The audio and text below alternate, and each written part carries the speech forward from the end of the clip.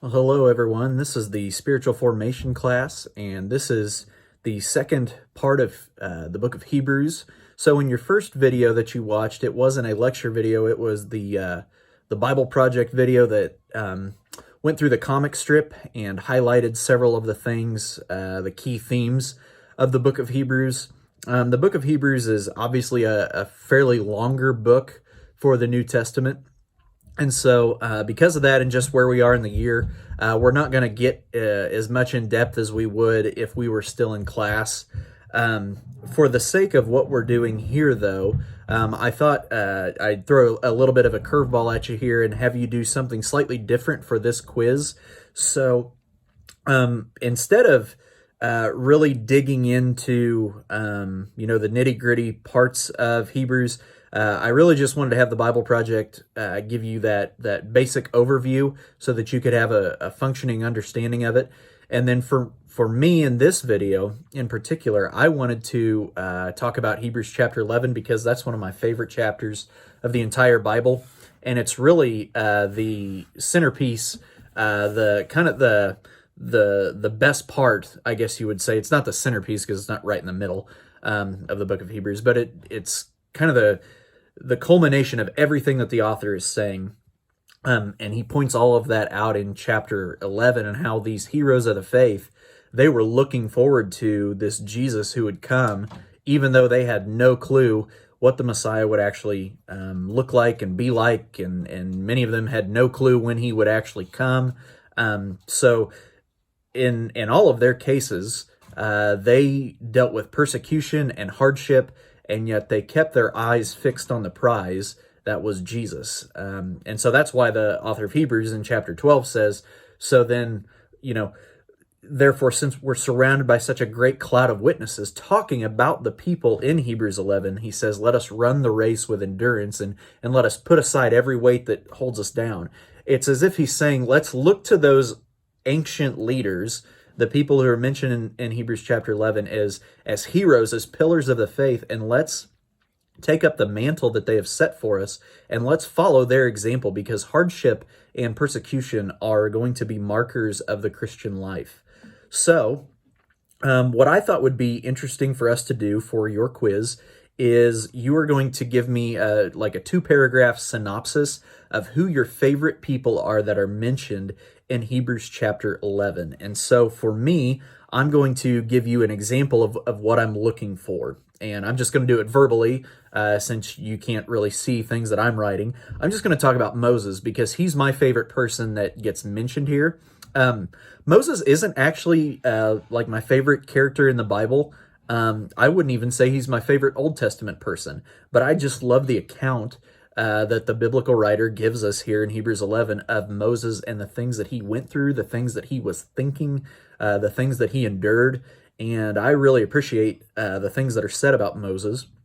And so that makes him my favorite person who is mentioned here in Hebrews 11. It says, by faith, Moses, when he was born, was hidden for 3 months by his parents because they saw that the child was beautiful, and they were not afraid of the king's edict. That's the first thing that it says.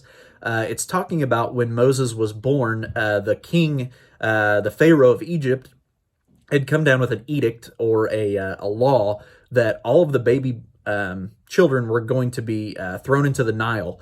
All the baby Hebrews were going to be thrown into the Nile because he was basically a racist and afraid that they were going to overtake the Egyptians, because Hebrews traditionally had big families and Egyptians did not. And so their population in the Israelite part of Egypt was really growing fast and exploding in its growth. And so the Pharaoh, he wanted nothing to do with that. He wanted to keep Egypt as the strongest empire in the world, and he saw the Hebrews as a threat to his empire.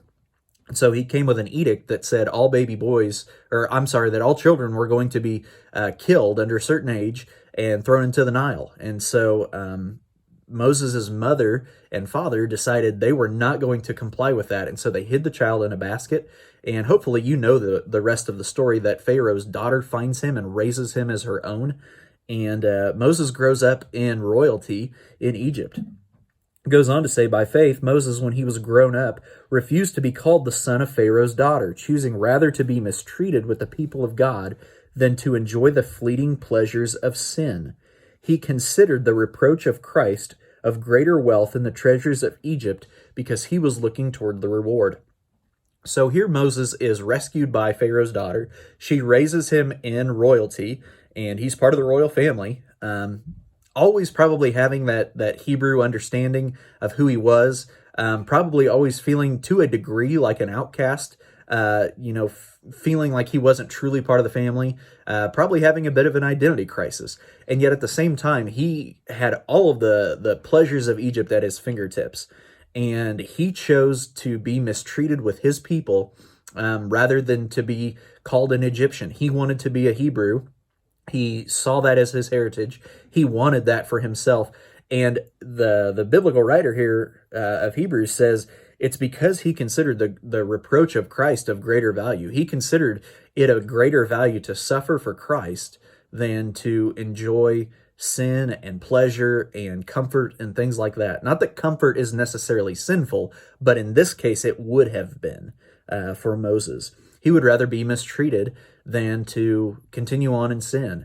And, Moses is my favorite person mentioned here because I hope that is the way that I would live my life, that I would rather be mistreated. I would rather have hardships come than to just sit comfortably in sin. That's the very essence of what it means to be a Christian, is that you put away the things that hold you back and the things that, entice you to sin, whether it's comfort, no matter what it is.